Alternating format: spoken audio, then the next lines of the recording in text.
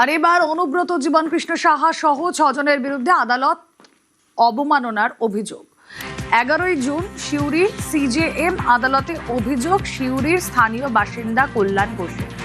টাকা নিয়ে চাকরি না দেওয়ার অভিযোগ। ঠিক কি অভিযোগ জানবো, প্রতিনিধি সুপ্রতিম রয়েছেন সঙ্গে। সুপ্রতিম, দেখো, সিউড়ির একজন বাসিন্দা কল্যাণ ঘোষ, তিনি কিন্তু সিউড়ি আদালতে একটা অভিযোগ দায়ের করেন।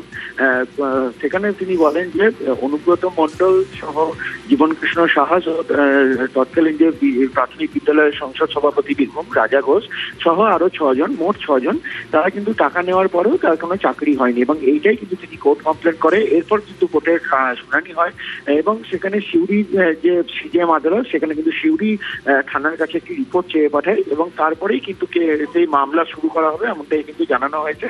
এবং এই যে রিপোর্ট আজকে চাওয়া হয়েছে তা কিন্তু 17 জুলাইয়ের মধ্যে কিন্তু সেখানে জমা দিতে হয়েছে, কারণ 17 জুলাই এই মামলার পরবর্তী শুনানি। ওকে।